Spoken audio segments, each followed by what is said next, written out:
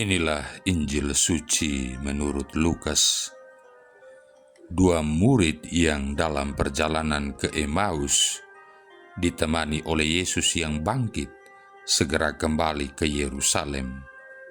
Mereka menceritakan kepada saudara-saudara apa yang telah terjadi di tengah jalan dan bagaimana mereka mengenali Yesus pada waktu Ia memecah-mecahkan roti. Sementara mereka bercakap-cakap tentang hal itu, Yesus tiba-tiba berdiri di tengah-tengah mereka dan berkata, "Damai sejahtera bagi kamu." Mereka terkejut dan takut karena menyangka bahwa mereka melihat hantu.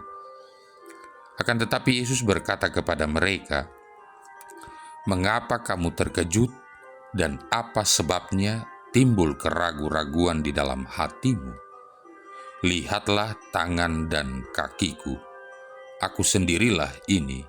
Rabalah aku dan lihatlah, karena hantu kan tidak ada daging dan tulangnya seperti yang kamu lihat ada padaku."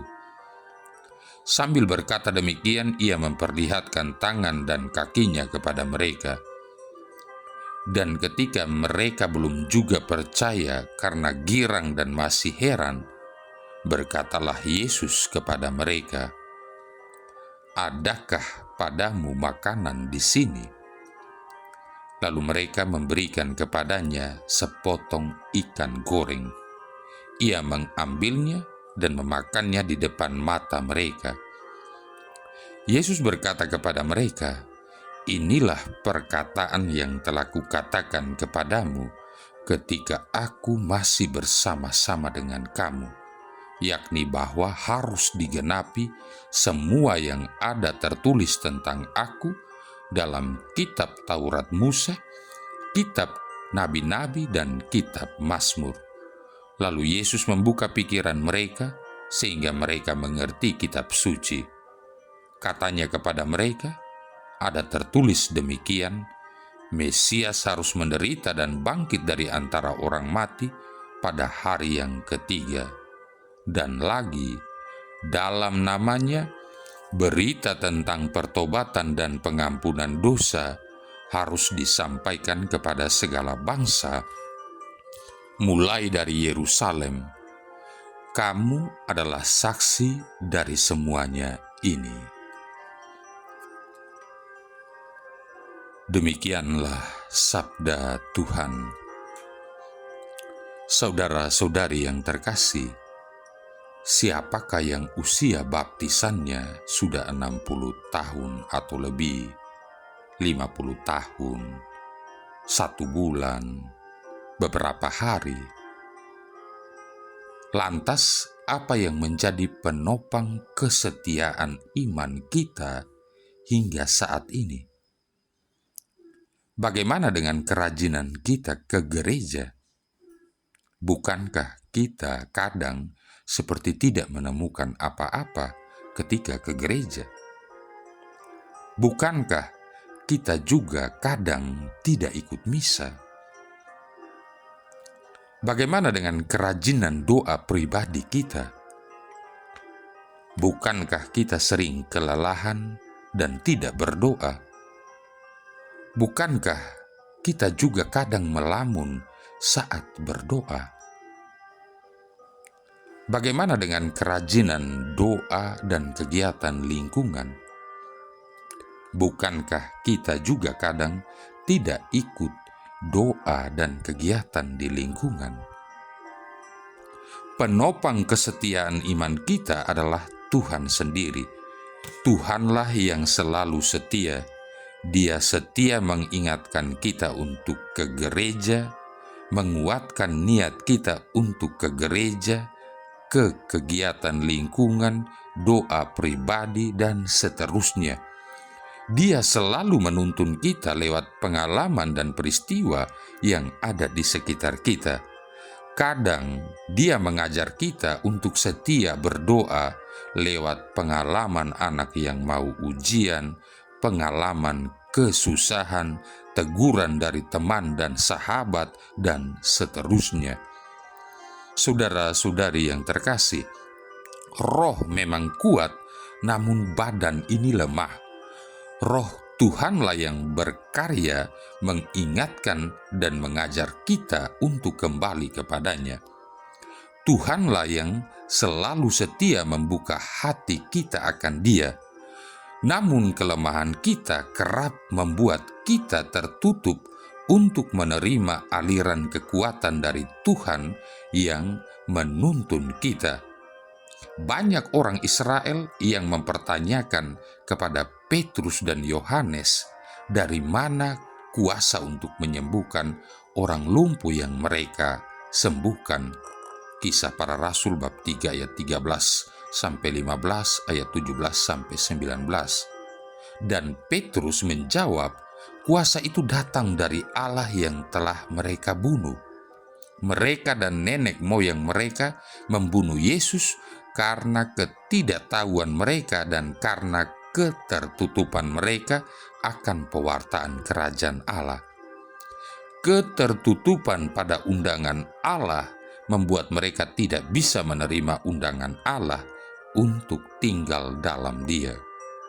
Saudara-saudari yang terkasih, dalam Injil Lukas bab 24 ayat 35-48, Yesus berulang-ulang meyakinkan para murid akan kebangkitannya. Ia datang di tengah para murid dan menunjukkan tangan dan kakinya supaya mereka percaya bahwa Yesus yang mereka kenal itulah yang ada di hadapan mereka. Namun mereka justru ketakutan dan mengira Dia hantu. Mereka demikian sulit untuk mempercayai kebangkitan. Pikir mereka itu jelas tidak mungkin. Kemudian Yesus mengingatkan pula akan apa yang sudah dikatakannya sebelum sengsara dan wafatnya, bahwa Ia akan wafat dan bangkit setelah 3 hari. Namun para murid tak juga percaya. Yesus kemudian meminta makanan kepada mereka, dan mereka memberikan kepadanya ikan goreng. Itu semua untuk membuktikan bahwa Yesus yang mereka kenal itulah Yesus yang ada di hadapan mereka. Namun mereka masih belum percaya. Akhirnya Yesus membuka pikiran para murid sehingga mereka mengerti kitab suci. Yesus membuka ketertutupan pikiran mereka pada kebangkitannya. Yesus menghantar mereka untuk mengerti kitab suci dan akhirnya percaya akan kebangkitan Yesus. Kita pun menghadapi persoalan yang sama dengan para murid. Bagaimana kita percaya kepada Dia yang tak tampak? Kesombongan akal budi dan hati kerap kali menyelimuti diri kita sehingga tidak menyadari bahwa kita ciptaan yang terbatas. Dengan kekuatan kita sendiri, kita akan sulit sampai pada iman akan kebangkitan. Namun Dialah yang akan membuka hati kita untuk percaya akan kebangkitan. Namun dari pihak kita manusia, bukan berarti hanya diam saja. Kita sebagaimana para murid harus berperan aktif, yakni bersikap rendah hati. Dalam kerendahan hati, kita akan bisa melihat Tuhan. Artinya, dalam kesadaran bahwa aku hidup hanya karena peran sertanya. Aku hidup karena rangkaian kasih-Nya setiap hari. Aku hidup dari rincian cintanya. Yang menjadi masalah adalah aku tidak bisa merinci hal-hal yang patut kusyukuri setiap hari. Semua itu seolah menjadi rutin dan tak perlu disyukuri. Kerendahan hati akan menjadikan diri kita siap menerima Tuhan yang membuka pikiran dan hati kita. Saudara-saudari yang terkasih, lamanya kita dibaptis memang bisa jadi menjadi ukuran bahwa kita masih setia kepada Tuhan. Namun lebih dari itu, lamanya usia pembaptisan kita adalah bukti bahwa Tuhanlah yang setia menjadi penopang iman kita. Dialah yang setia untuk membuka pikiran kita akan kebenaran dan kasih. Dialah yang setia menuntun kita untuk tetap mau mendasarkan hidup kita padanya. Marilah berdoa. Allah Bapa Maha Kuasa, Engkau telah mempersatukan pelbagai bangsa dalam iman akan nama-Mu. Kami telah Kau lahirkan kembali dalam air pembaptisan. Semoga kami tetap bersatu, baik dalam iman maupun dalam karya, dengan pengantaran Yesus Kristus Putra-Mu Tuhan kami, yang bersama dengan Dikau dalam persatuan Roh Kudus hidup dan berkuasa, satu Allah sepanjang segala masa. Tuhan memberkati kita sekalian, Bapa, Putra, dan Roh Kudus.